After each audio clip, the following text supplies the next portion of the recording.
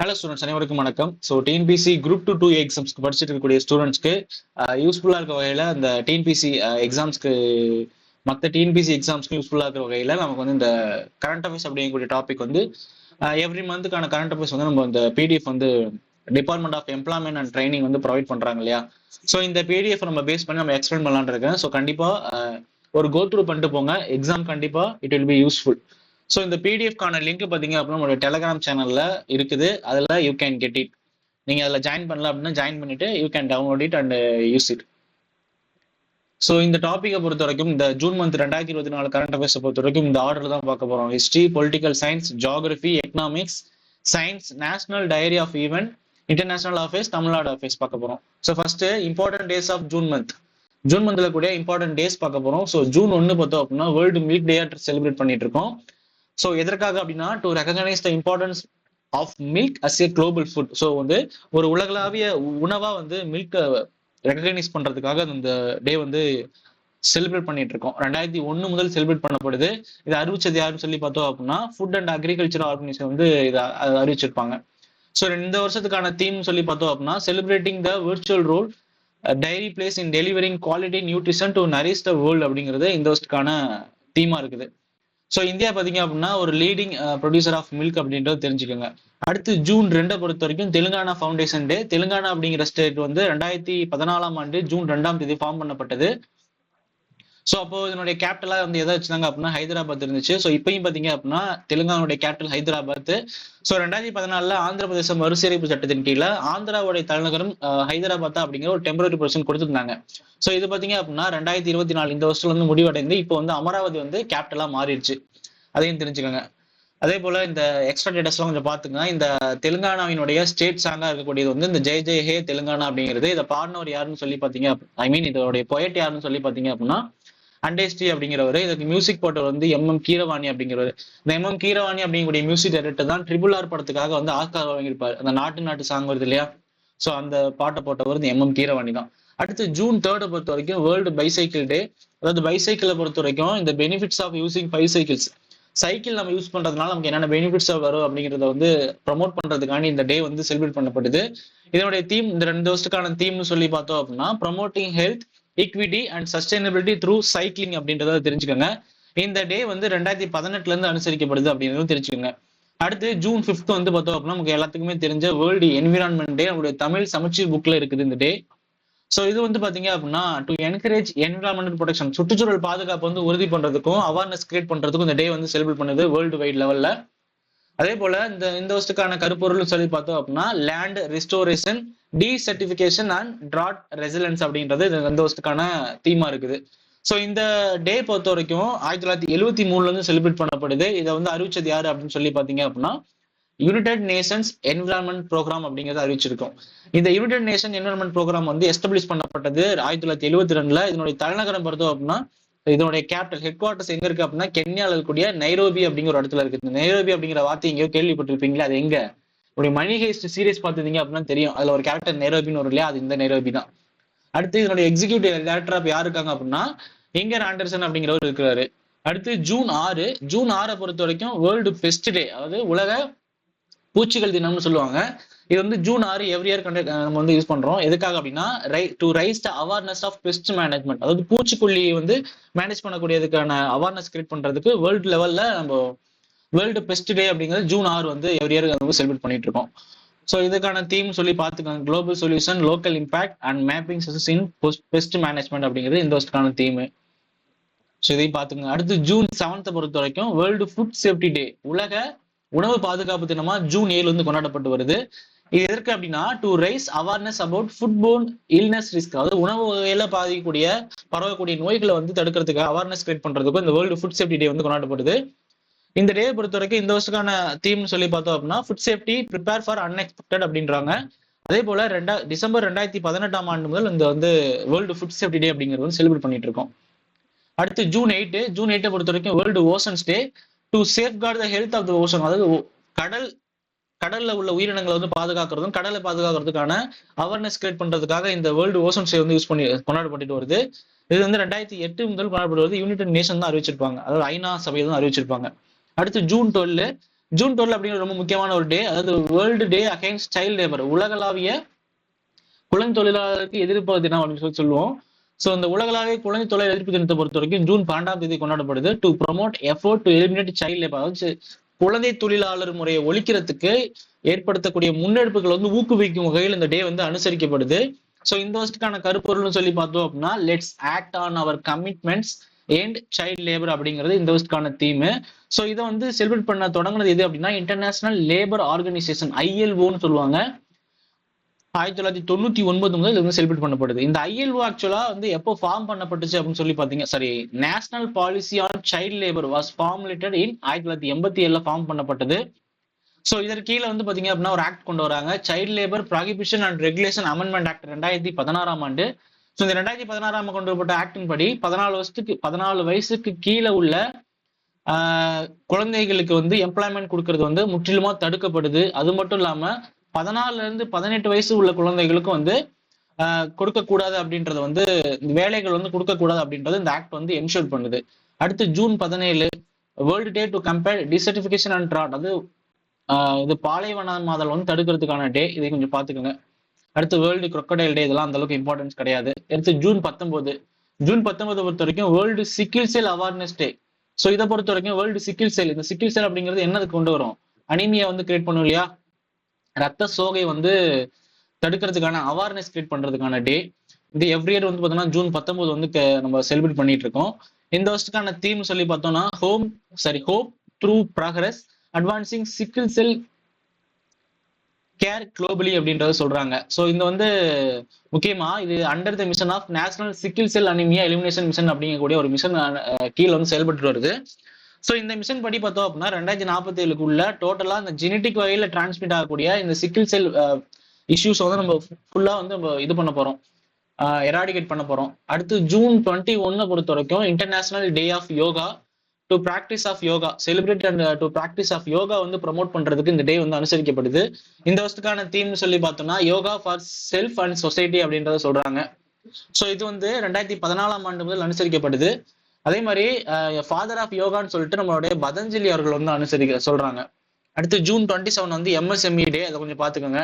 இந்த MSME டே பொறுத்த வரைக்கும் ஜூன் 27 எவ்வியர் செலிப்ரேட் பண்ணிட்டு இருக்கோம். இந்த 2 வருஷத்துக்கான தீம்னு சொல்லி பார்த்தோம்னா MSMES அண்ட் SDGs சொல்றோம். SDG அப்படிங்கிறது சஸ்டைனபிள் டெவலப்மெண்ட் கோல்ஸ், ஒரு 17 விதமான கோல்ஸ் இருக்குது. இது அறிவிச்சது எப்போ அப்படின்னா 2015, எந்த வருஷத்துக்குள்ள அப்படின்னா 2030க்குள்ள அதை வந்து நம்ம ரீச் பண்ணிருக்கணும் அப்படிங்கிறது இதனுடைய டார்கெட். அடுத்து ஜூன் 29 நேஷனல் ஸ்டாட்டிஸ்டிக்ஸ் டே, தேசிய புள்ளியியல் தினம் அப்படிங்கிறது. நம்மளுடைய பிரசந்த சந்திர மகள்நோபிஸ் அவங்களுடைய பர்த்டே வந்து நம்ம ஜூன் 29 வந்து நேஷனல் ஸ்டாட்டிக்ஸ் டேன்னு சொல்றோம். ஏன்னா இவர் தான் யாரு, ஃபாதர் ஆஃப் இந்தியன் ஸ்டாட்டிஸ்டிக்ஸ் சொல்லக்கூடிய இந்திய புள்ளியியலுடைய தந்தையா அனுசரிக்கப்படுறாரு. ஸோ இவர் வந்து one of the member of planning commission, திட்டக்குழுவினுடைய ஒன் ஆஃப் த மெம்பராகவும் இருந்திருக்கிறாரு. இவருடைய முன்னெடுப்புல தான் வந்து இந்தியன் ஸ்டாட்டிஸ்டிக்ஸல் இன்ஸ்டிடியூட் வந்து இது பண்ணியிருப்பாங்க. 1931 ISIன்னு சொல்லுவாங்க. அடுத்து 2வது topic defence, national security and terrorism, அதாவது மிலிட்ரி எக்ஸசைஸ் என்ன இருக்குன்னு சொல்லி பார்த்தலாம். அதுல ஒண்ணு வந்து பாத்தீங்க அப்படின்னா தராங் சக்தி அப்படிங்கிறது வந்து இந்தியன் ஏர்ஃபோர்ஸ் வந்து அனௌன்ஸ் பண்றாங்க 2024 இந்த மாசம் நடைபெறதா இருக்குது இந்த தராங் சக்தி அப்படிங்கிறது. ஸோ இந்த தராங் சக்தியினுடைய ஒரு இம்பார்ட்டன்ட் டேட்டா என்ன அப்படின்னா it is a first IAF Indian ஏர்ஃபோர்ஸினுடைய ஃபர்ஸ்ட் மல்டிநேஷனல் ஏர் எக்ஸசைஸ் சொல்லி சொல்றாங்க. அதை பார்த்துக்கோங்க. இந்த வந்து 2 பேஸஸ் நடக்க போகுது. எங்க நடக்க போகுது அப்படின்னா குறிப்பிட்டு சவுத் இந்தியாவில் நடக்க போகுது. இதற்கு முன்னாடி பார்த்தோம் அப்படின்னா இந்த வருஷத்திலேயே ரெட் பிளாக் எக்ஸசைஸ் அப்படின்றத ஒரு பண்ணாங்க. இதை வந்து ஹோஸ்ட் பண்ண நாடுன்னு சொல்லி பார்த்தோம் அப்படின்னா யுஎஸ்னுடைய ஏர்ஃபோர்ஸ் பண்ணாங்க. இது எங்க நடந்துச்சு அப்படின்னா அலாஸ்காவில் நடந்துச்சு. அடுத்து 3வது topic world summits and organisation, உலகத்தில் நடைபெற்ற முக்கியமான உச்சி மாநாடுகளை பத்தி பார்க்க போறோம். அதுல ஃபர்ஸ்ட் வேர்ல்டு ஹெல்த் அசம்பிளி வந்து 77வது வேர்ல்டு ஹெல்த் அசம்பிளி, உலக சுகாதார மாநாடு எங்க நடைபெற்றுச்சு அப்படின்னா ஜெனீவால் நடைபெற்றுச்சு. இந்த ஜெனீவா அப்படிங்கிறது எந்த நாட்டுல இருக்கு அப்படின்னா சுவிட்சர்லாந்துல இருக்குது. ஸோ அதே போல இந்த வருஷத்துக்கான தீம்னு சொல்லி பார்த்தோம் அப்படின்னா all for health for all அப்படின்றத வந்து தீமா நம்ம வந்து பண்ணியிருக்கோம். அடுத்து இந்த வேர்ல்டு ஹெல்த் அசம்பிளியை பொறுத்த வரைக்கும் it was conducted by the world health organisation. இந்த WHO பொறுத்த வரைக்கும் இது வந்து இதை பத்தின இம்பார்ட்டன்ட் டே அதை பார்க்கணும் அப்படின்னா it was formatted on 7th April 1948ஆம் ஆண்டு தொடங்கப்பட்டது. இதனுடைய ஹெட் குவார்டர்ஸ் எங்க இருக்கு அப்படின்னா ஜெனீவால இருக்கு. ஜெனீவா அப்படிங்கிற சுவிட்சர்லாந்துல இருக்கக்கூடிய ஒரு பகுதி. அடுத்து இதனுடைய டைரக்டரா யார் இருக்காங்க அப்படின்னா டைரக்டர் ஜெனரலா டெட்ரஸ் அதனம் ஜெப்ரியாசிஸ் அப்படின்றவர் இருக்கிறாரு. அதே போல WHO முக்கியமான அப்ஜெக்டிவ் என்ன அப்படின்னா to expand universal health coverage அப்படின்றது அதனுடைய அப்ஜெக்ட் குறிக்கோளா இருக்குது. அடுத்து பிரிக்ஸினுடைய ஃபாரின் மினிஸ்டர்ஸ் மீட் வந்து எங்க நடைபெற்றுச்சு அப்படின்னா ரஷ்யாவில் நடைபெற்றுச்சு. நோகார்ட் அப்படிங்கக்கூடிய ஒரு இடத்துல நோகாரட் அப்படிங்கிற இடத்துல ரஷ்யாவில் நடைபெற்றுச்சு. ஸோ இதன்படி கொஞ்சம் பாத்துங்க. இந்த பிரிக்ஸை பத்தி பார்த்தோம் அப்படின்னா இது வந்து எங்க எப்ப ஃபார்ம் பண்ணப்பட்டுச்சு அப்படின்னா 2009ஆம் ஆண்டு ஜூன் 16ஆம் தேதி ஃபார்ம் பண்ணப்பட்டுச்சு. இதனுடைய சேர்மன்ஷிப் யார்கிட்ட இருக்குது அப்படின்னு சொல்லி பார்த்தோம் அப்படின்னா ரஷ்யாவில் இருக்குது. ஸோ ஒவ்வொரு வருஷமும் வந்து இதோட சேர்மன்ஷிப் வந்து தலைமை தாங்கக்கூடிய நாடா அப்படிங்கிறது வந்து மாறிட்டே இருக்கும். ஸோ இந்த வருஷத்துக்கான சேர்மன்ஷிப் வந்து ரஷ்யாட்டுக்கு இருக்குது. இந்த பிரிக்ஸ்ல வந்து 10 கண்ட்ரிஸ் இருக்குது. இதனுடைய அப்ஜெக்டிவ் பார்த்தோம் அப்படின்னா இந்த பிரிக்ஸ் தொடங்கப்பட்டது முக்கியமான நோக்கம் என்னன்னா to enhance economic cooperation and trade among the member countries அப்படிங்கிறத சொல்றாங்க. அடுத்து G7 சம்மிட். இந்த பிரிக்ஸ்ல வந்து கொஞ்சம் பாத்துக்கோங்க. அடுத்து G7 சம்மிட்டை பொறுத்த வரைக்கும் இது இந்த வருஷத்துக்கான சம்மிட் வந்து ஜூன் 13-15 தேதிகளில் நடைபெற்றுச்சு. எங்கன்னா இத்தாலியில கூடிய அப்புலியா அப்படிங்கக்கூடிய ஒரு இடத்துல. இந்த G7ல வந்து இந்தியாங்கிறது கிடையாது. இந்தியா வந்து ஒரு அவுட்ரீச் கண்ட்ரியாக, அதாவது பார்வையாளர் நாடா மட்டும்தான் இருக்குது. இது வந்து மெம்பர் கிடையாது. India not a member in G7 summit. So இந்த வருஷத்துல இந்த G7 சம்மிட்ல பேசப்பட்ட முக்கியமான டாபிக்ஸ் சொல்லி பார்த்தோம் அப்படின்னா இந்த ஆர்டிபிஷியல் இன்டெலிஜென்ஸ் ஒன்று, அடுத்து எனர்ஜி ரிலேட்டடான விஷயங்கள் பார்த்தாங்க, அடுத்து ஆப்பிரிக்கா மற்றும் இந்த மெடிட்டரேனியன் சொல்லக்கூடிய மத்திய தரைக்கடல் பகுதியை பத்தி கொஞ்சம் பேசியிருப்பாங்க. அடுத்து G7 சம்மிட்டை பொறுத்த வரைக்கும் கொஞ்சம் பார்த்துக்கோங்க. G7 சம்மிட்டை ஃபர்ஸ்ட் சம்மிட் எப்போ நடைபெற்றுச்சு அப்படின்னா 1975. இதுல உள்ள மெம்பர்ஸ் சொல்லி பார்த்தோம்னா Italy, Canada, France, Germany, Japan and UK and United States of America USA இருக்குது. ஸோ இதெல்லாம் வந்து பார்ட்டிசிபேஷன் மெம்பர்ஸ். ஸோ இந்தியா பொறுத்த வரைக்கும் அவுட்ரீச் கண்ட்ரி, பார்வையாளராக மட்டும்தான் பங்கேற்றுச்சு. ஸோ இதனுடைய அப்ஜெக்டிவ்ஸும் பார்த்துக்குங்க. அடுத்து 4ஆம் டாபிக் வந்து awards and honours. So Sahitya Akademi awards வந்து 2024 அனௌன்ஸ் பண்ணியிருக்காங்க. 2 அவார்டு அனௌன்ஸ் பண்ணியிருக்காங்க. என்னன்னா யுவ புரஸ்கார் அவார்டும் பால சாகித்ய புரஸ்கார் அவார்டும் அனௌன்ஸ் பண்ணியிருக்காங்க 2024. இந்த யுவ புரஸ்கார் அவார்டை பொறுத்த வரைக்கும் யாரு கொடுத்திருக்காங்க அப்படின்னா லோகேஷ் ரகுராமன் அப்படிங்கிற ஒருத்தர் கொடுத்திருக்காங்க. இந்த லோகேஷ் ரகுராமன் எழுதிய புக்கு தான் வந்து பார்த்தோம் அப்படின்னா இந்த விஷ்ணு வந்தர் அப்படிங்கிற புக்கு. ஸோ இதற்காக வந்து இவருக்கு யுவ புரஸ்கார் அவார்டும் பால் சாகித்ய புரஸ்கார் அவார்டு வந்து யூமா வாசுகி அப்படிங்கிற ஒரு பொயட்டுக்கு கொடுத்துருக்காங்க. இவங்களுடைய புக்கு தான் என்னது தன்வியின் பிறந்த நாள் அப்படிங்கிறத சொல்றாங்க. தன்வியின் பிறந்த நாள் அப்படிங்கக்கூடிய ஒரு புக்கை வந்து பால சாகித்ய புரஸ்கார் அவார்டா வந்து அனௌன்ஸ் பண்ணியிருக்காங்க.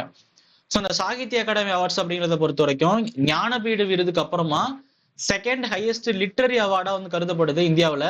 அதே போல இது வந்து முதல்ல தொடங்கப்பட்டது எப்படின்னா மார்ச் 12, 1954 தமிழின் முதல் சாகித்ய அகாடமி விருது வந்து தமிழ் இன்பம் அப்படிங்கிற ஒரு நூல். 1955 ராபி சேதுபிள்ளைக்கு வந்து கொடுத்திருப்பாங்க தமிழ் இன்பம் அப்படிங்கிற நூலுக்கு, அதை தெரிஞ்சுக்கோங்க.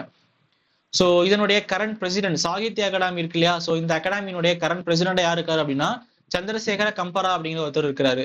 அடுத்து இம்பார்ட்டன்ட் அப்பாயின்மெண்ட்ஸ் பாக்குறோம். இதுல வந்து first new director for IG கார்ன்னு சொல்லுவாங்க.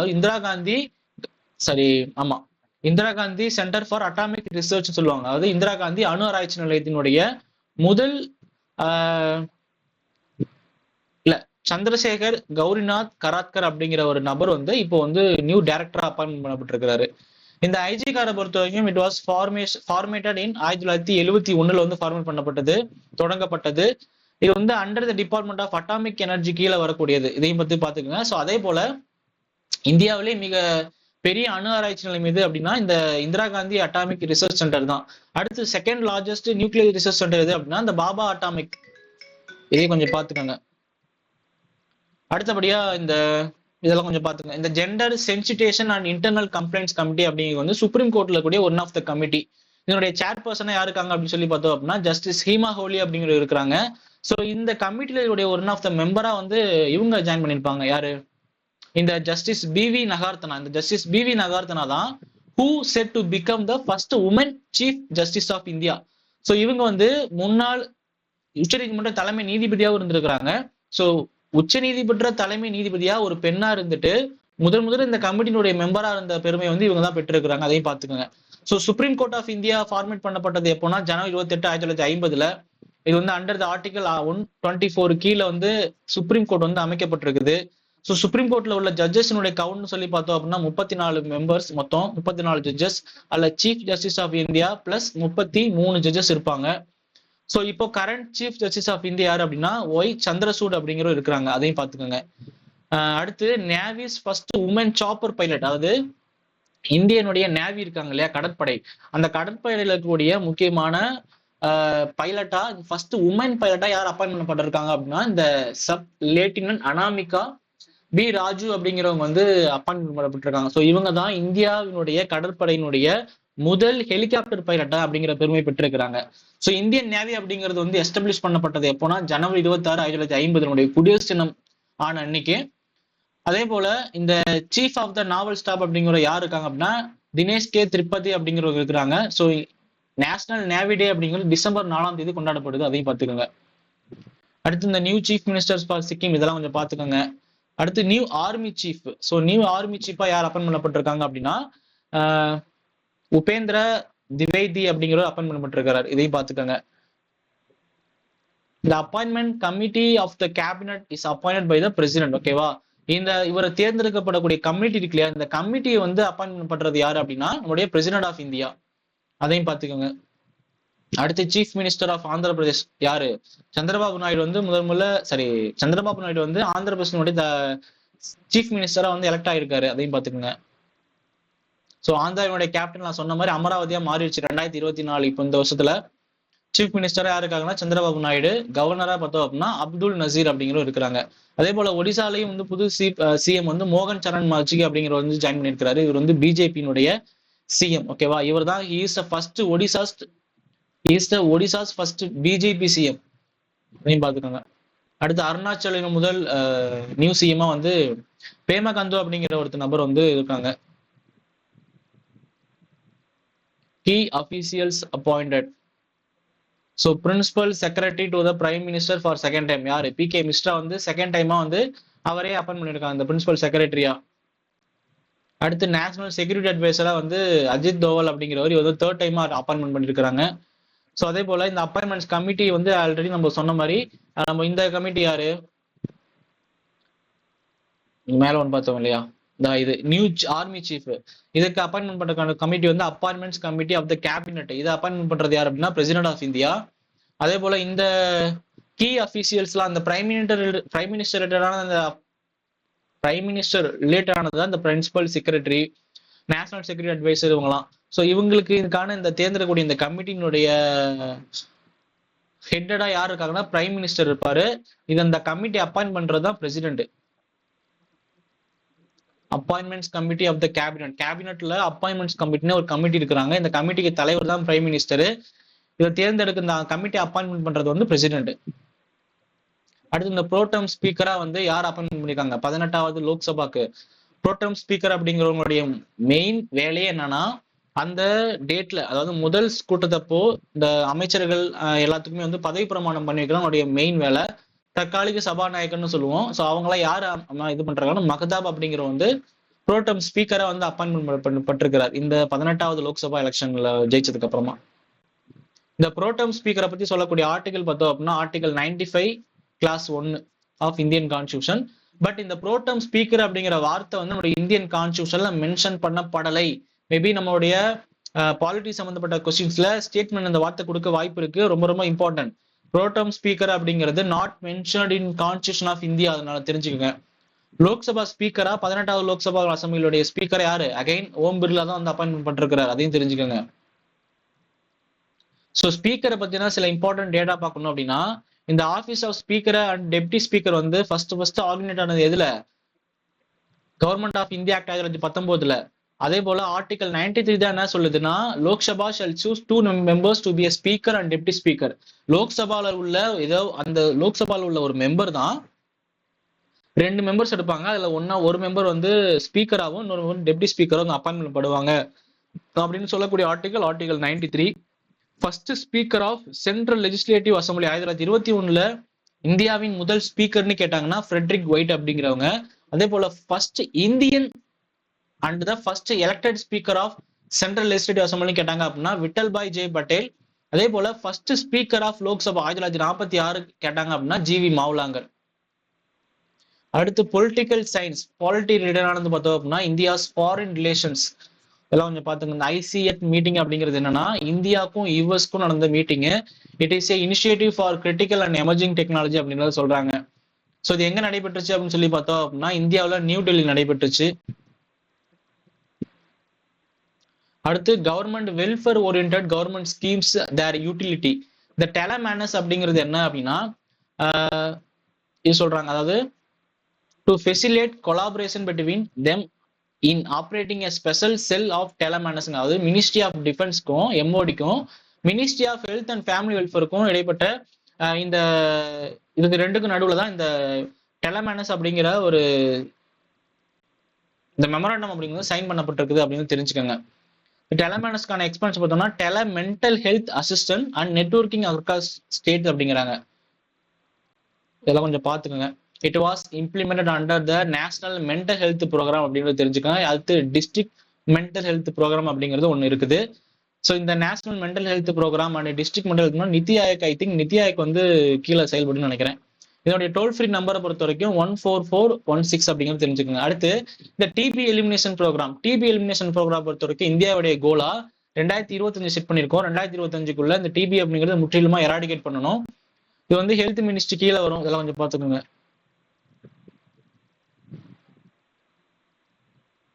அடுத்து நேஷனல் ஹெல்த் கிளைம் எக்ஸ்சேஞ்ச் அப்படின்றத சொல்றாங்க. நேஷனல் ஹெல்த் அத்தாரிட்டி வந்து இதை பண்றாங்க. இதனுடைய அப்ஜெக்டிவ் என்ன அப்படின்னா to serve as a gateway for exchanging claims related information among various stakeholders in health care and health insurance ecosystem. இதெல்லாம் கொஞ்சம் பார்த்துங்க. ஸோ இது பார்த்தீங்க அப்படின்னா இது கீழே வந்து தான் இந்த ஆயுஷ்மான் பாரத் அப்படிங்கிற ஒரு ஸ்கீம் இருக்கு. ரொம்ப ஃபேமஸான ஒரு ஸ்கீமு, நிறைய ப்ரீவியஸ் இயர்ல கேட்ட ஒரு ஸ்கீமு. இந்த ஸ்கீம் பார்த்தோம் அப்படின்னா one of the insurance scheme சொல்றோம், ஓகேவா? காப்பீட்டு திட்டம் சம்மந்தப்பட்ட ஒரு ஸ்கீம் தான் இது. வந்து இது கீழே வந்துச்சு அப்படின்னா நேஷனல் ஹெல்த் பாலிசி கீழே 2017 வந்துச்சு இல்லையா, இதற்கு கீழே வந்துச்சு. இந்த ஸ்கீம் வந்து ஆக்சுவலா 2018 வந்து லான்ச் பண்ணியிருப்பாங்க. இப்ப நம்மளுடைய chief minister health comprehensive scheme இருக்கு இல்லையா, ஸோ அதற்கு கீழே வந்து இது வந்து மெர்ஜ் பண்ணப்பட்டிருக்குது. அடுத்து பிஎம் கிசான் நிதி அப்படிங்கிறது வந்து இதையும் பார்த்துக்கோங்க. அதாவது இந்த ஃபார்மர்ஸ்க்கு வந்து ஃபண்டு 20,000 crore வந்து ஒதுக்கி இருக்காங்க. அவங்களுக்கு தேவையான இந்த ப்ராடக்ட்ஸ், இந்த அக்ரிகல்ச்சர் ப்ராடக்ட்ஸ் வாங்குறதுக்கு, எக்யூப்மெண்ட்ஸ் வாங்குறதுக்கு, பிளஸ் வந்து அவங்களுக்கு தேவையான இந்த ஃபெர்டிலைசர்ஸ் இதுக்கெல்லாம் வந்து யூஸ் பண்றதுக்காக. அதாவது இந்த ஸ்கீம் கீழே பார்த்தோம் அப்படின்னா பிஎம் கிசான் நிதி கீழே வந்து பினான்சியல் பெனிஃபிட் 6,000 ரூபாய் per இயருக்கு வந்து கொடுப்பாங்க. இன் 3 equal 4 monthly இன்ஸ்டால்மெண்ட்ஸ் அப்படிங்கிறாங்க. அதாவது 4 மந்த்லி இன்ஸ்டால்மெண்ட்ஸா வந்து 6,000 ரூபாய் கொடுக்கப்படும். இதை வச்சு அவங்க வந்து to supplement the financial needs of farmer to procuring various inputs. So அவங்களுக்கு தேவையான பொருட்களை வாங்குறது, அவங்களுக்கு தேவையான விதைகள், உரங்கள் இதெல்லாம் வாங்கிறதுக்கு தேவையான இந்த ஃபண்டை வந்து அலோகேட் பண்ணியிருக்காங்க இந்த பிஎம் கிசான் நிதி கீழே. இந்த ஸ்கீம் வந்து லான்ச் பண்ணப்பட்டது 2019. இதை கொஞ்சம் பார்த்துக்கோங்க. அடுத்து முக்கிய மந்திரி நிஜுத் மொய்னா ஸ்கீம் அப்படின்னு சொல்றாங்க. இது வந்து அஸ்ஸாம் கவர்மெண்ட் வந்து லான்ச் பண்ணப்பட்டிருக்குது. இந்த ஸ்கீமு கீழே பார்த்தோம் அப்படின்னா class 11 under the scheme girls students enrolled in class 11ல வந்து பெண் குழந்தைகள் வந்து என்ரோல் பண்ணக்கூடிய பெண் குழந்தைகளுக்கு first year of degree programme and the first year of post graduate programme in government run school colleges and all university provided இந்த monthly stipend கீழே வந்து கொடுக்குறாங்க. ஸோ இதெல்லாம் கொஞ்சம் பார்த்துங்க. இதில் இம்பார்ட்டன்ட் மட்டும் நான் சொல்றேன். Public awareness and general administration NOTA அப்படிங்கிறத பொறுத்த வரைக்கும் நன் ஆஃப் த அபோவ் அப்படிங்கிறது ரொம்ப முக்கியமான விஷயம். ஸோ இதுல வந்து இந்த இந்தோர் அப்படிங்கிற ஒரு ஊர் இருக்கு இல்லையா, இந்த இந்தோர்ல கடந்த இந்த லோக்சபா கான்ஸ்டியூஷன்ல கிட்டத்தட்ட 2 லட்சத்துக்கு மேல நோட்டா வந்து பதிவாயிருக்குது. ரொம்ப முக்கியமான விஷயம். 2 லட்சத்துக்கு மேற்பட்ட நோட்டா வாக்குகள் பதிவான பாராளுமன்ற தொகுதின்னு கேட்டாங்க அப்படின்னா இந்தூர் அப்படிங்கிறது. ஸோ இதுதான் ஹையஸ்ட் நம்பர் ஆஃப் ஓட்ஸ், இது வரைக்கும் இந்த நோட்டால பதிவான ஹையஸ்ட் நம்பர் ஆஃப் ஓட்ஸ்ன்னு சொல்றாங்க. ஸோ இந்த நோட்டா லான்ச் பண்ணப்பட்டது எப்போ அப்படின்னா செப்டம்பர் 2013. ஸோ இந்த supreme court directed election commission of India is to introduce NOTA அப்படிங்கிறது ஒன்று வைங்க அப்படின்ட்டு நம்முடைய சுப்ரீம் கோர்ட் தான் வந்து எலெக்ஷன் கமிஷனுக்கு வந்து டைரக்ட் பண்ணியிருப்பாங்க. ஸோ இதுல ஒரு கேள்வி வரும் இல்லையா, இப்போ நோட்டா வந்து இப்போ ஒரு ஸ்டேட்ல வந்து இப்போ பர்சன் ஏ இருக்கிறாங்க, பர்சன் பி இருக்கிறாங்க, பர்சன் சியா வந்து நோட்டா இருக்குது. இப்போ இந்த நோட்டா தான் வந்து ஹையஸ்டா வந்து ஓட்டு வாங்கி இருக்குது. இந்த பர்சன் இப்போ இவர் வந்து ஒரு 100 ஓட்டு வாங்கியிருக்காரு, இவர் வந்து ஒரு 50 ஓட்டு வாங்கிருன்னு வச்சுக்கோ. இப்போ நோட்டா வந்து ஒரு 1000 ஓட்டு வாங்கியிருக்கு அப்படின்னா இப்போ எங்க சில பேருக்கு என்ன நினைச்சிட்டு இருப்போம், நம்ம நோட்டா அதிகமா இருந்துச்சு அப்படின்னா ராணுவ ஆட்சி வந்துடும் அப்படின்ட்டு. அப்போ அதெல்லாம் கிடையாது. இப்போ சப்போஸ் நோட்டா அதிகமா இருந்துச்சு அப்படின்னா அடுத்து பார்ப்பாங்க இந்த ஏபி இந்த பர்சன்ல யார் ஹையஸ்ட் வச்சிருக்காங்க, ஏதான் வச்சிருக்காரு, அப்போ இவர் தான் வந்து வெற்றியாளராக அறிவிப்பாங்க. அதையும் தெரிஞ்சுக்கோங்க. அடுத்து இந்த நியூ கவர்மெண்ட், நம்மளுடைய பார்லிமெண்ட் எலெக்ஷன்ஸ் வந்து நியூ கவர்மெண்ட் ஃபார்ம் ஆயிருக்காங்களே நம்மளுடைய பிஎம் நரேந்திர மோடியுடைய கவர்மெண்ட். ஸோ அதை பத்தின சில டேட்டாஸ் மொத்தம் 543 சீட்ஸ் ஜெயிச்சிருக்காங்க. அதுல என்டிஏ பொறுத்த வரைக்கும் நேஷனல் டெமோக்ராட்டிக் அலையன்ஸை பொறுத்த வரைக்கும் 293 சீட்ஸ் ஜெயிச்சிருக்காங்க. அதுல பிஜேபி மட்டும் செப்பரேட்டா 240 சீட்டு, ஐஎன்சியை பொறுத்த வரைக்கும் 99 சீட்ஸ் கொடுத்துருக்காங்க. அதெல்லாம் கொஞ்சம் பாத்துக்கங்க.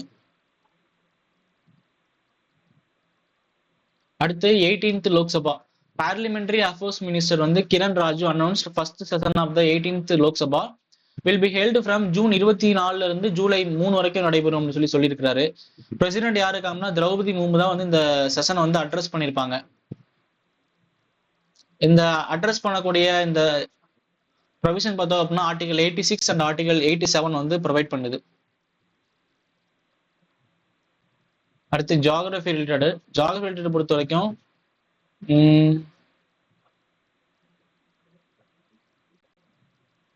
இந்த மேங்க்ரூவ்ஸ் பற்றி கொஞ்சம் பார்த்துக்கோங்க, தமிழ்நாட்டில் எங்கெங்க இருக்குது அப்படின்றது. So Indian state of forest report பொறுத்த வரைக்கும் நம்முடைய தமிழ்நாட்டில் வந்து கிட்டத்தட்ட 23 ஸ்கொயர் கிலோமீட்டர் வந்து மாங்க்ரூவ்ஸ் இருந்துச்சு அப்படின்னு 2001 ரிப்போர்ட் சொல்றாங்க. அதுவே பார்த்தோம் அப்படின்னா 2021 எடுத்த ரிப்போர்ட் படி பார்த்தோம் அப்படின்னா 23 ஸ்கொயர் கிலோமீட்டர்ல இருந்து இப்போ வந்து 45 ஸ்கொயர் கிலோமீட்டர் இன்க்ரீஸ் ஆயிருக்குது அப்படின்றது தெரிஞ்சுக்கோங்க. அடுத்து இந்த N2 எமிஷன்ஸ், இந்த N2 எமிஷன்ஸ் வந்து இது பண்ணணும் அப்படின்றதுக்கான according to the study published in the journal earth system science data, India is the world second largest source of N2O. இந்தியாவை தான் வந்து செகண்ட் லார்ஜஸ்ட் சோர்ஸா இருக்கு. இந்த N2Oக்கு வந்து கிடைக்கக்கூடிய தாதுக்கு இருக்கக்கூடிய இந்த N2O கிடைக்கக்கூடியதுக்கான சோர்ஸ் வந்து இந்தியா வந்து செகண்டா இருக்குது.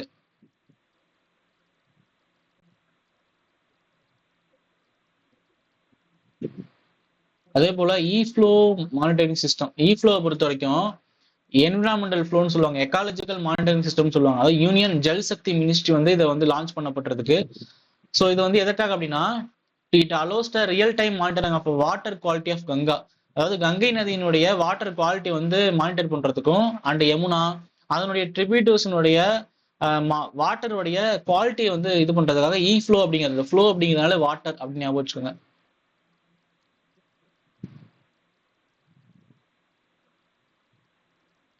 அடுத்து இந்த நமாமி கங்கா ப்ரோக்ராம் அப்படிங்கிறது ஒரு பியூசிஎல் கொஸ்டின்ல கேட்டிருக்கான்னு நினைக்கிறேன். 2014 ஜூன் மாசம் வந்து லான்ச் பண்ணப்பட்டது. And integrated conservation mission with twin objectives. So இதுக்கு 2 அப்ஜெக்டிவ்ஸ் இருக்கு, 2 குறிக்கோள்கள் இருக்கு. என்னென்ன? எஃபெக்டிவ் அபார்ட்மெண்ட் ஆஃப் பொல்யூஷன், அதாவது பொல்யூஷன் வந்து கங்கை நதியில் ஏற்படக்கூடிய பொல்யூஷன் தடுக்கிறது. அதே போல conservation and rejuvenation of river Ganga அப்படின்றத சொல்றாங்க.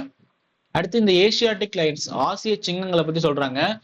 So the forest department in Gujarat has started translocating spotted deer, cheetah சொல்லுவாங்க, and sambar deer from Gir forest to the Barda wildlife sanctuary வந்து இதனுடைய வழித்தடம் மாறி போயிருக்குது. அதை கொஞ்சம் பார்த்துக்கோங்க.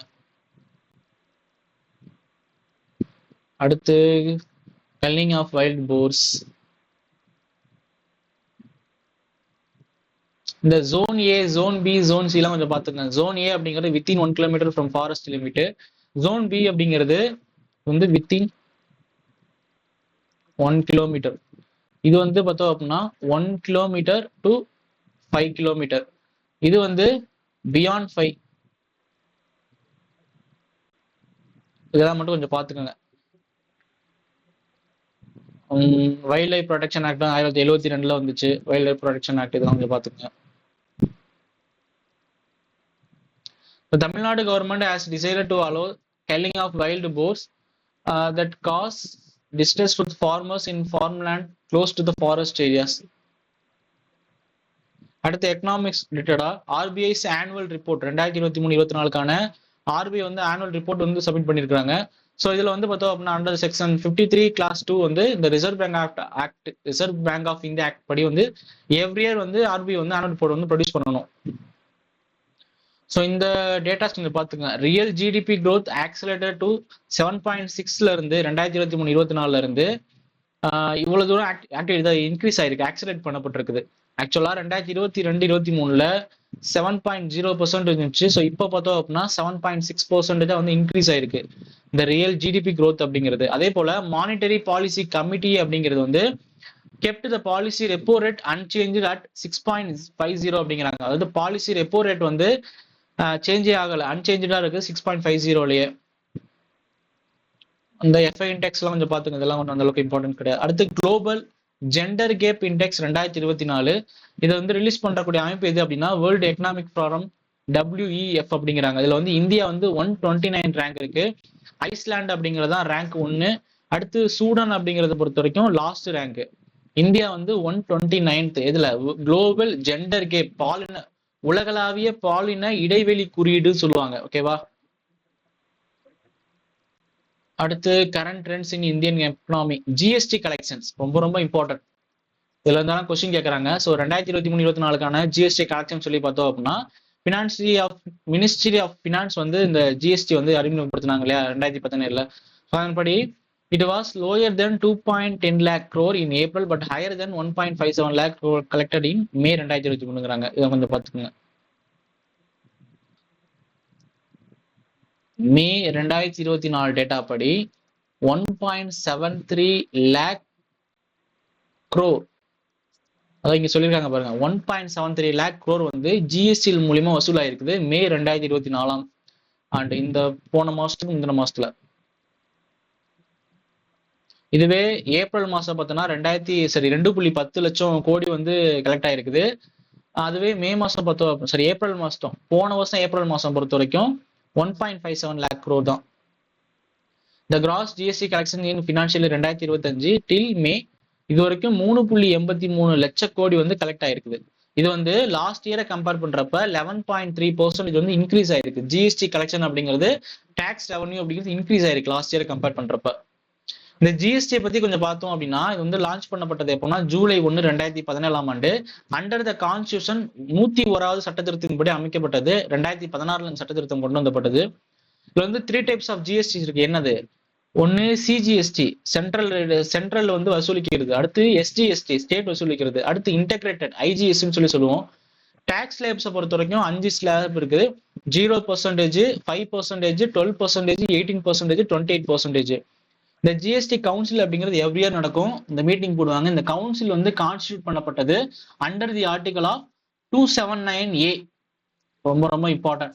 279A கீழே தான் இந்த ஜிஎஸ்டி கவுன்சில் அப்படிங்கிறது வந்து இது பண்ணியிருக்காங்க.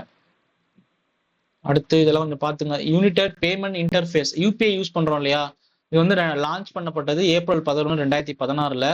Launched by national payments corporation of with 21 member banks. அடுத்து ரெப்போ ரேட்டு.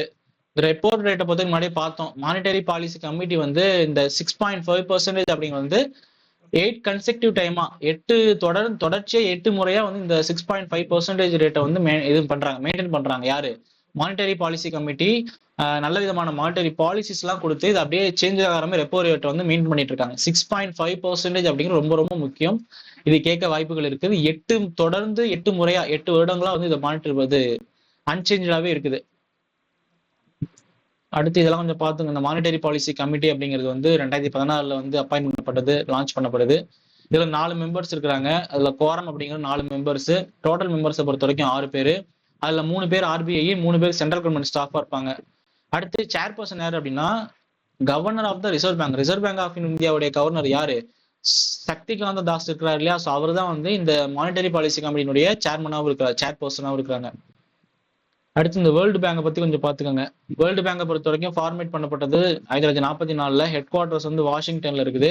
கரண்ட் பிரசிடென்ட் வந்து அஜய் பாங்கா அப்படிங்கிறவர். அடுத்து in India growth is estimated to have increased 8.2%. இந்த எக்ஸாம்ல கேட்டிருந்தாலே குரூப் 1 எக்ஸாம்ஸ்ல 2023-24க்கு இந்த காலகட்டங்கள்ல இந்தியாவுடைய growth எஸ்டிமேட் வந்து 8.2% இருக்கு. அடுத்து science related deep sea mission. இந்த டீப் சி மிஷன் அப்படிங்கிறது பார்த்தோம் அப்படின்னா, இந்தியா வந்து 6வது கண்ட்ரியா செட்டப் பண்ணுது இந்த டீப் சி மிஷனை. அதே போல இதுக்கு முன்னாடி நிறைய கண்ட்ரிஸ் வந்து போட்டிருக்காங்க. யார் யாரு? யுஎஸ்ஏ இருக்காங்க, ரஷ்யா இருக்காங்க, ஜப்பான், பிரான்ஸ் இருக்காங்க, சைனா இருக்காங்க. ஸோ இந்தியா வந்து 6வது கண்ட்ரியா டீப் சி மிஷன் வந்து லான்ச் பண்ணிருக்காங்க. ஸோ இந்த மிஷனுக்கு நேம் தான் பார்த்தோம் அப்படின்னா சமுத்திராயன் மிஷன் அப்படிங்கிறாங்க. ரொம்ப ரொம்ப முக்கியமான விஷயம். எதற்கு அப்படின்னா, part of Indian deep sea mission.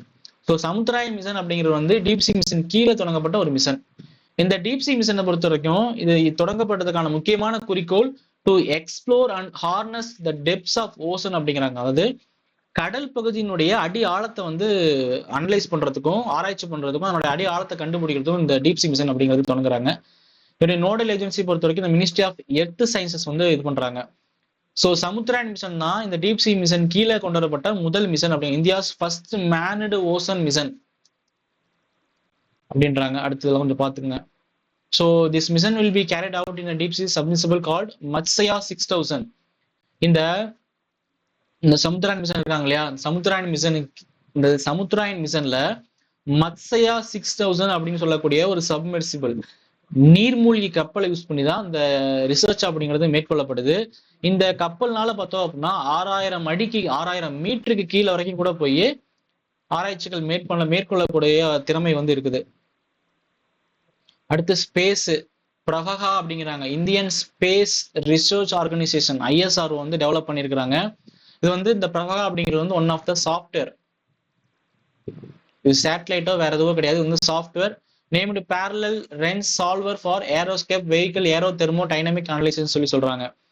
இதுக்கு எதுக்கு இந்த சாஃப்ட்வேர் வந்து டெவலப் பண்ணாங்க அப்படின்னா to stimulate external internal flows on launch vehicles அப்படிதுக்காக வந்து தொடங்கப்பட்டிருக்குது. சாஃப்ட்வேர் அப்படிங்கிற லான்ச் பண்ணப்பட்டிருக்குது.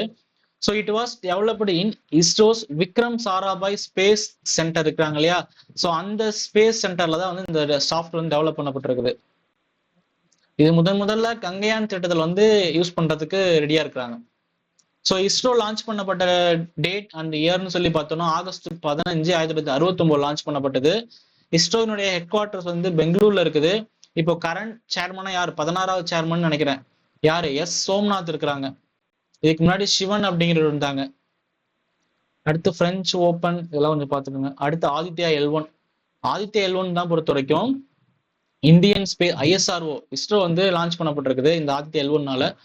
இந்த ஆதித்யா L1 பொறுத்த வரைக்கும் நிறைய images of the sun and its dynamic activities during solar storm, அதாவது வெப்ப புயல்கள் இல்லையா, சூரிய புயல்கள். ஸோ இந்த புயல்கள் ஏற்படும் போது இந்த சன்னினுடைய டைனமிக் ஆக்டிவிட்டிஸ் வந்து கேப்சர் பண்ணி இந்தியாவுக்கு அனுப்பிட்டு இருக்குது. எதனால ஆதித்யா L1 மிஷன். இந்த ஆதித்யா L1 மிஷன் வந்து லான்ச் பண்ணப்பட்டது எப்படின்னா போன வருஷம் 2023 செப்டம்பர் 22 இந்த லான்ச் வெஹிக்கிள்னு சொல்லி பார்த்தோம்னா PSLV C-57 ராக்கெட்ல வந்து லான்ச் பண்ணிருக்காங்க. ஸோ இந்த ஆதித்யா L1 தான், ஆதித்யா அப்படின்றதுக்கு மீனிங் வந்து சன்னு. ஸோ அப்போ ஈஸியா ஞாபகம் வச்சுக்கலாம், இது வந்து சோலார் ஒரு சேட்டலைட் அப்படின்ட்டு. இந்தியாஸ் ஃபர்ஸ்ட் சோலார் மிஷன் அப்படிங்கிறது எது அப்படின்னா ஆதித்யா L1 அப்படிங்கிறதா. இந்த ப்ராஜெக்ட் டைரக்டர் யாரு அப்படின்னா நிகர் சாஜி அப்படிங்கிறவர். Latest discoveries in health sciences, இதை பெருசா எதுவும் இல்லை. National diary of event, digital payments intelligence platform, RBI. இந்த RBI மட்டும் கொஞ்சம் பார்த்துங்க. RBI ஃபார்ம் பண்ணப்பட்டது April 1, 1935. ஃபர்ஸ்ட் ஹெட் குவார்டர்ஸ் எங்க இருந்துச்சு, கொல்கத்தால இருந்துச்சு. கொல்கத்தால இருந்து 37ல வந்து ஐ திங்க் மாத்திருப்பாங்க RBI வந்து ஹெட் குவார்டர்ஸ் வந்து. இப்போ வந்து மும்பைல தான் இருக்குது. 37ல வந்து எங்க இருந்துச்சு, சரி 37க்கு முன்னாடி வந்து கல்கட்டால இருந்துச்சு. இதனுடைய கவர்னரா யார் இருக்காங்க அப்படின்னா சக்திகாந்த தாஸ் இருக்கிறாங்க. அதே போல இந்த நியூ கிரிமினல் லாஸ் ரொம்ப ரொம்ப இம்பார்ட்டன்ட். CRPC வந்து இது பண்ணிருக்காங்க இல்லையா, CRPC அண்ட் IPC வந்து IPC and IVA, CRPC, IPC, IVA இந்த 3 ஆக்டுமே வந்து நேம் சேஞ்ச் பண்ணிருக்காங்க. ஸோ யூனியன் லா மினிஸ்டர் யார் இருக்காங்க அப்படின்னா அர்ஜுன் ராம் மேக்வால் அப்படிங்கிறவர் இருக்கிறாங்க. ஸோ இந்த இந்தியன் பீனல் கோட் 1860 கொண்டு வரப்பட்டிருக்கும் இந்திய தண்டனை சட்டம், இதற்கு இப்போ இருக்கக்கூடிய பேர் என்ன அப்படின்னா பாரதிய நியாய சங்கீதா அப்படின்னு மாத்திருக்கிறாங்க. அதே போல CRPC பொறுத்த வரைக்கும் 1898 கொண்டு வரப்பட்டது. இதனுடைய நேம் வந்து பாரதிய நகரிக் சுரக்ஷா சங்கீதா அப்படின்னு நேம் மாத்திருக்கிறாங்க. இந்தியன் எவிடன்ஸ் ஆக்ட் 1872 வந்துச்சு. இதனுடைய நேம் வந்து பார்த்தோம் அப்படின்னா பாரதிய சக்ஷய அதிநாயம் அப்படின்றத நேம் மாத்திருக்கிறாங்க. ரொம்ப ரொம்ப ரொம்ப இம்பார்ட்டன்ட், மேபி எக்ஸாம்ல கேட்க வாய்ப்பு இருக்குது. அடுத்து இந்த ட்ரெயின் ஆக்சிடென்ட், வெஸ்ட் பெங்கால் நடந்த ட்ரெயின் ஆக்சிடென்ட். எந்த ட்ரெயின் பார்த்தோம்னா கஞ்சன்ஜங்கா எக்ஸ்பிரஸ். எங்க நடைபெற்றுச்சு அப்படின்னா ரங்கபாணி அப்படிங்கிற இடத்துல. ஸோ இது முக்கியமா நடந்ததுக்கான ஒரு காரணம் வந்து நம்ம கவச்னு சொல்லி ஒன்று பேசுறோம். அந்த கவச் அப்படிங்கிறது பார்த்தோம் அப்படின்னா இந்த ட்ரெயின் கொலைட்ஸை வந்து நடக்காம பாதுகாக்கிறதுக்கான கொண்டுப்பட்ட ஒரு டெக்னாலஜி அந்த கவச் சிஸ்டம் அப்படிங்கிறது. இது வந்து இந்த கஞ்சன்ஜங்கா எக்ஸ்பிரஸ்ல வந்து இது இன்ஸ்டால் பண்ணப்படாம இருந்திருக்குது அப்படின்னு சொல்றாங்க. இந்த கவச் சிஸ்டத்தை பொறுத்த வரைக்கும் ஆட்டோமேட்டிக் ட்ரெயின் ப்ரொடக்ஷன் ATP சிஸ்டம்னு சொல்லி சொல்றாங்க. இதெல்லாம் கொஞ்சம் பார்த்துக்கோங்க.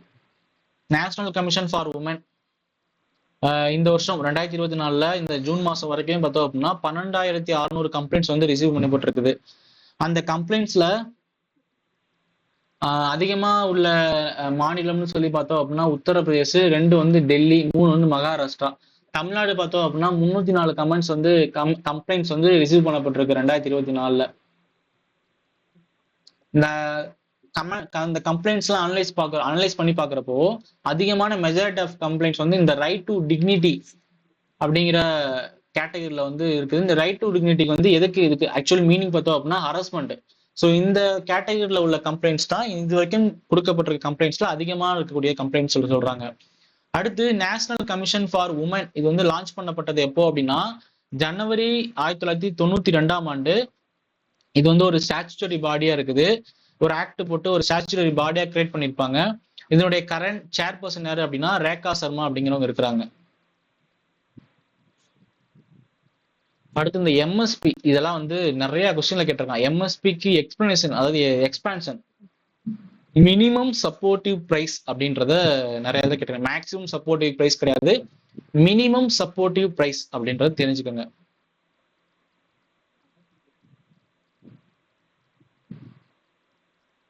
இதுல வந்து இந்த காரிஃப் கிராப்ஸ் இதெல்லாம் கொஞ்சம் என்னென்ன கிராப்ஸ் இருக்கு, அதுக்கு எம்எஸ்பி எவ்வளவு செட் பண்ணிருக்காங்க அப்படின்றதெல்லாம் கொஞ்சம் பாத்துக்கோங்க. அடுத்து நாலந்தா கேம்பஸ், நரேந்திர மோடி வந்து இன்னாகிரேட் பண்ணிருக்கிற நாலந்தா யூனிவர்சிட்டியில வந்து இந்த நாலந்தா கேம்பஸ் அப்படிங்கிறது. நாலந்தா யூனிவர்சிட்டியை பொறுத்த வரைக்கும் எங்க இருக்குது, ராஜ்கீர்ல இருக்கு. ராஜ்கீர் எங்க இருக்குது, பீகார் ஸ்டேட்ல கூடிய ஒரு டிஸ்ட்ரிக்ட்.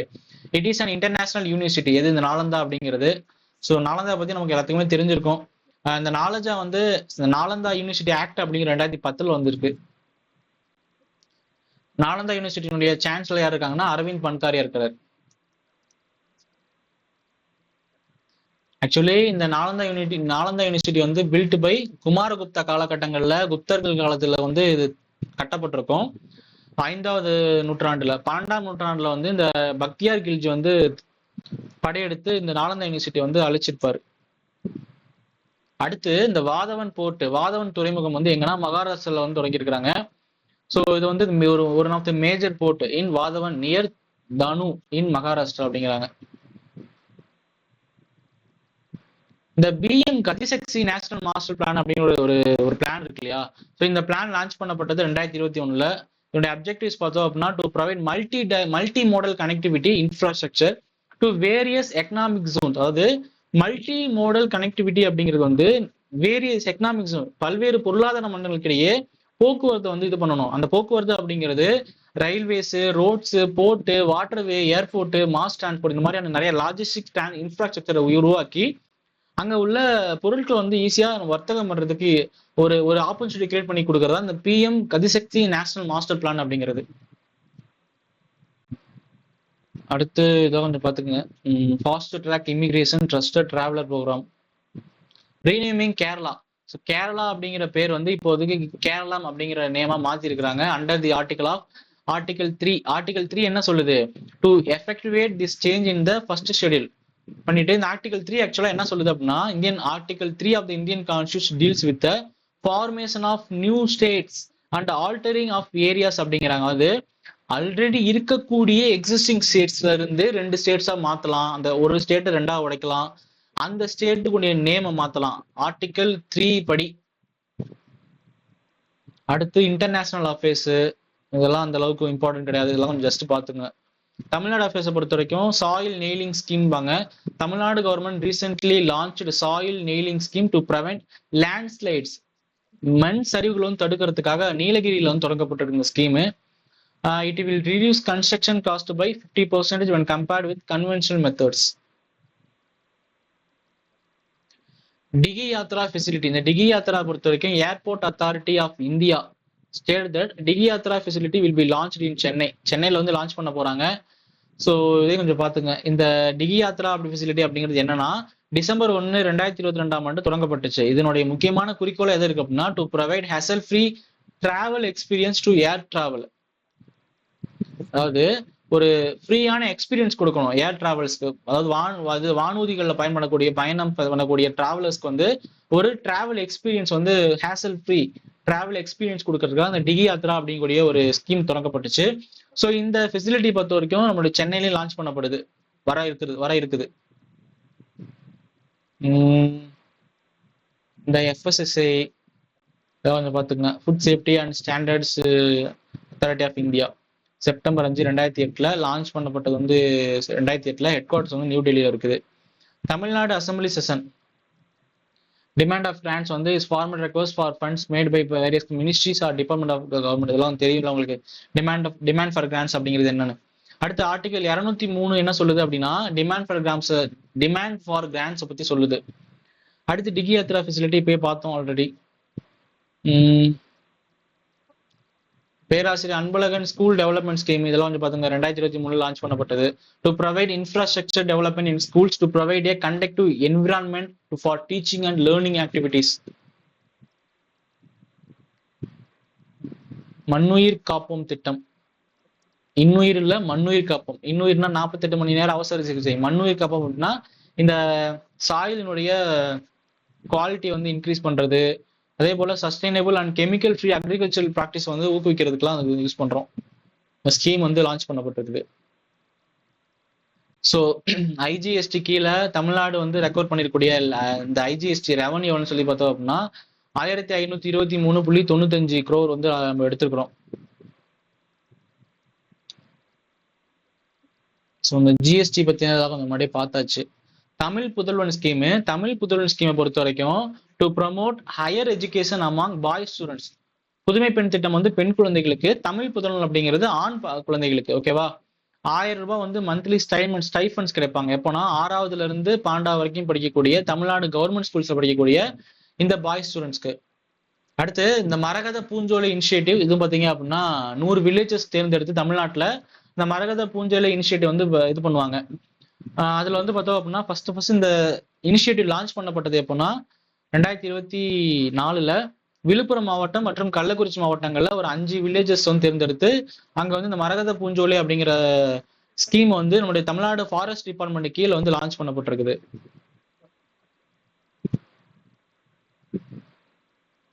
அடுத்து நாங்குநேரி இன்சிடென்ட் வந்து பாத்துங்க. இந்த ஒரு பையனை வந்து இது பண்ணாங்க இல்லையா? ஸோ அது ஹைகோர்ட் ஜட்ஜ் வந்து கே சந்துரு வந்து சப்மிட் பண்ணியிருப்பார் ரிப்போர்ட்டை. அடுத்து ஆர்கியாலஜிக்கல் எக்ஸிகியூஷன்ஸ் ரொம்ப முக்கியமானது. ஸோ ரீசெண்டா வந்து 8 லொகேஷன்ஸ் வந்து இந்த ஆர்கியாலஜிக்கல் எக்ஸிபிஷன் தொல்லியல் கண்டுபிடிப்புகள் வந்து தமிழ்நாட்டில் மேற்கொண்டிருக்கிறாங்க. அதுல முக்கியமா இந்த பெரும்பாலும் execution and report in Tamil Nadu inscription of volume இதில் பத்தி சொல்லியிருக்காங்க. இந்த sites are at Keezhadi and it's cluster Kondagai Sivaganga மாவட்டத்தில் இருக்குது. வெம்பக்கோட்டை வந்து விருதுநகர். அடுத்து கீழ் நமண்டி அப்படிங்கிறது திருவண்ணாமலை மாவட்டம். அடுத்து பொற்பனை கோட்டையை பொறுத்த வரைக்கும் புதுக்கோட்டை மாவட்டம். திருமலபுரம் அப்படிங்கிறது தென்காசி மாவட்டம். சென்னனூரை பொறுத்த வரைக்கும் கிருஷ்ணகிரி. கொங்கல் நகரத்தை பொறுத்த வரைக்கும் திருப்பூர். அடுத்து மருங்கூரை பொறுத்த வரைக்கும் கடலூர்ல வந்து மேற்கொள்ளப்பட்டிருக்குது. 8 லொகேஷன்ஸ். இந்த 8 லொகேஷன்ஸ்லயும் மேற்கொள்ளப்பட்டு வருது. சிஎம்ஸ் தாய்மானவர் ஸ்கீமை பொறுத்த வரைக்கும் தமிழ்நாடு ஸ்டேட் பட்ஜெட் 2024-25 வந்து அனௌன்ஸ் பண்ணப்பட்டுச்சு. இதனுடைய மெயின் எய்மை பொறுத்த வரைக்கும் அதாவது தமிழ்நாடு இருக்கக்கூடிய 5 லட்சம் புவரஸ்ட் ஃபேமிலியை வந்து வறுமை கோட்டுல இருந்து வெளியே கொண்டு வரணும் வித்தின் 2 years அப்படிங்கிறது இதனுடைய மெயின் எய்மா வச்சு தாய்மானவர் ஸ்கீம் வந்து தொடங்கப்பட்டிருக்குது. அடுத்து நடந்தை வாழி காவேரி ப்ராஜெக்ட். இது வந்து இதுக்காக வந்து 934 crores வந்து அலோகேட் பண்ணியிருக்கிறாங்க.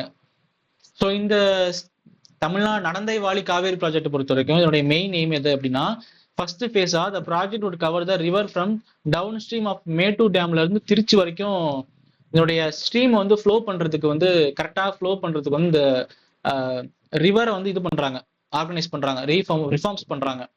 அடுத்து செகண்ட் ஃபேஸை பொறுத்த வரைக்கும் திருச்சியில இருந்து பூம்புகார் வரைக்கும் ஆக்சுவலா காவேரி ரிவர் இருக்கு இல்லையா? அந்த காவேரி ரிவருடைய ஃப்ளோ வந்து மெயின்டைன் பண்றதுக்காக இந்த ப்ராஜெக்ட் வந்து லான்ச் பண்ணப்பட்டிருக்குது. ஃபர்ஸ்ட் வந்து மேட்டூர் டு திருச்சி ஃபர்ஸ்ட் ஃபேஸ்ல. அடுத்து திருச்சி டு பூம்புகார். அடுத்து இந்த மைசி கல்டிவேஷன் இதெல்லாம் வந்து பாத்துக்கோங்க. பெரும்பாலும் எக்ஸிகியூஷன்ல பொறுத்த வரைக்கும் 2022 எஸ் பரந்தாமன்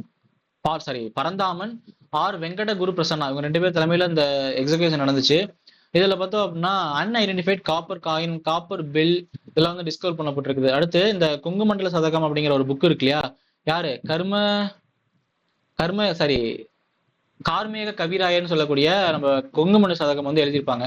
ஸோ அதுல வந்து இந்த பெரும்பாலை அப்படிங்கிற ஒரு இடம் வந்து northern boundary of Kongu region அப்படிங்கிறாங்க. அதாவது கொங்கு மண்டலத்தினுடைய வட எல்லையா வந்து இந்த பெரும்பாலை இருக்குது அப்படின்றது வந்து கொங்கு மண்டல சதகம் அப்படிங்கிற புக்ல குறிப்பிடப்பட்டிருக்குது.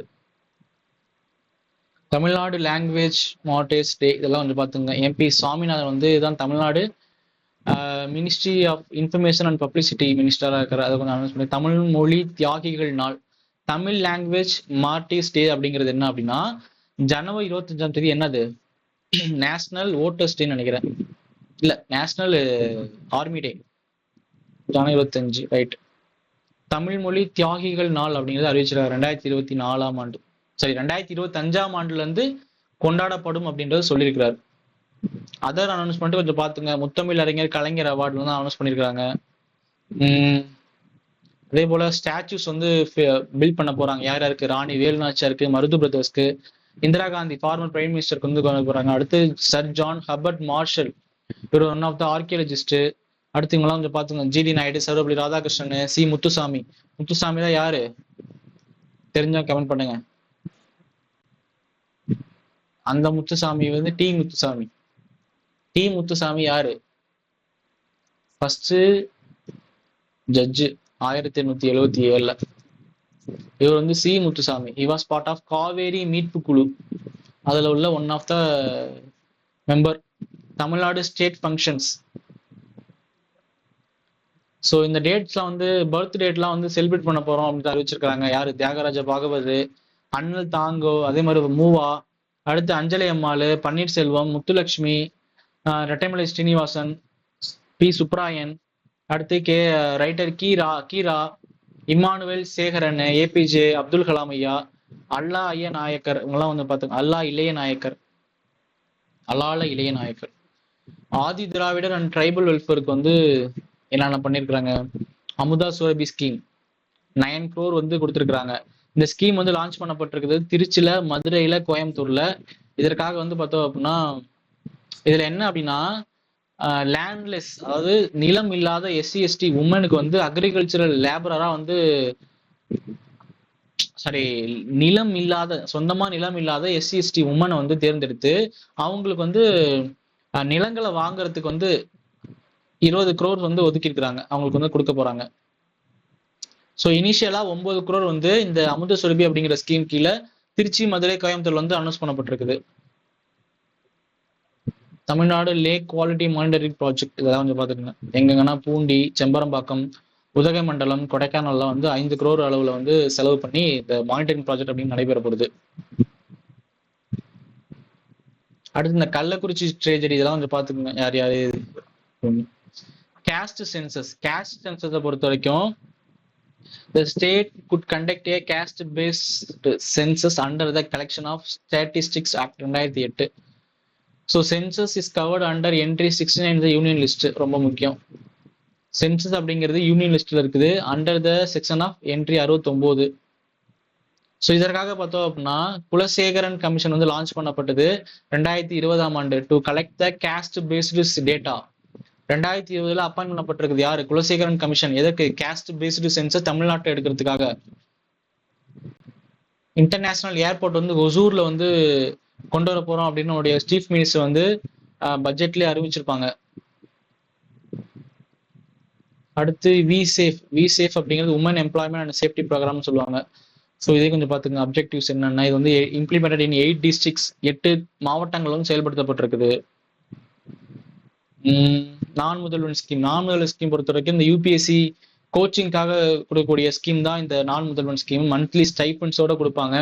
லான்ச் பண்ணப்பட்டது 2022ல to equip about 10 lakh youth across the state annually with skills. Operation Ganja Vettai 4.0 launched in April 30, 2023ல to curb the illegal menace of ganja peddling. கஞ்சா வந்து யூஸ் பண்றதுக்காக அதை முற்றிலுமா ஒழிக்கிறதுக்கு இந்த கஞ்சா வேட்டை அப்படிங்கிற ஆபரேஷன் வந்து லான்ச் பண்ணப்பட்டது. அடுத்து இந்த தொழில் நயம் அப்படிங்கிறது design studio to cater to the design needs of start ups will be established. Single use plastics items. So இந்த பிளாஸ்டிக் பேன் பண்ணதெல்லாம் கொஞ்சம் கொஸ்டின் கேட்குறாங்க. இதெல்லாம் இந்த ப்ரீவியஸ்ல கேட்ட டாபிக். இந்தியா வந்து இந்த எஸ்விபி அப்படிங்கக்கூடிய சிங்கிள் வே, அதாவது ஒரு டைம் யூஸ் பண்ணிட்டு தூக்கி போறோம் இல்லையா, ஒன் டைம் யூசபிள். ஸோ அந்த மாதிரியான பிளாஸ்டிக்ஸ் வந்து பேன் பண்ணது எப்போ அப்படின்னா ஜூலை 1, 2022ல. தமிழ்நாட்டில் இந்த வகையான பிளாஸ்டிக் பேன் பண்ணது எப்போ அப்படின்னா இந்தியாவுக்கு முன்னாடியே ஜனவரி 1, 2019ல. ஸோ அதே போல இதெல்லாம் வந்து குறைக்கணும் அப்படிங்கிறதுக்காக நம்முடைய chief minister Stalin government DMK government வந்து மீண்டும் மஞ்சப்பை அப்படிங்கிற ஒரு ஸ்கீம் வந்து இன்ட்ரோடியூஸ் பண்ணியிருப்பாங்க 2021. ஸோ ஆக்சுவலி அவ்வளோதான். ஜூன் 2024 கரண்ட் அஃபேர்ஸ் அப்படிங்கிறது இவ்வளோதான். ஸோ கொஞ்சம் இம்பார்ட்டன்ட் பாயிண்ட்ஸ் மட்டும் தான் பார்த்துருக்குறோம். ஸோ நான் பிடிஎஃப் கொடுத்துறேன், நீங்கள் அதில் முடிஞ்சால் டவுன்லோட் பண்ணிக்கோங்க. இல்லை அந்த வீடியோஸே ஒரு டைம் நீங்கள் வந்து 2-3 டைம் பார்த்தீங்க அப்படின்னா உங்களுக்கு போதுமானதாக இருக்கும்னு நினைக்கிறேன். ஏன்னா நமக்கு 75 கொஸ்டின்ஸ் தான் ஜிஎஸ்லேருந்து வரப்போகுது. ஸோ கரண்ட் அஃபேர்ஸ் பார்ட்லேருந்து மேக்ஸிமம் 7 to 8 கொஸ்டின்ஸ் தான் வரும். ஸோ அதில் ரொம்ப டெப்த்தாக படிக்கணும்னு அவசியம் இல்லை.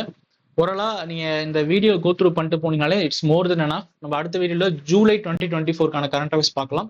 Thank you guys.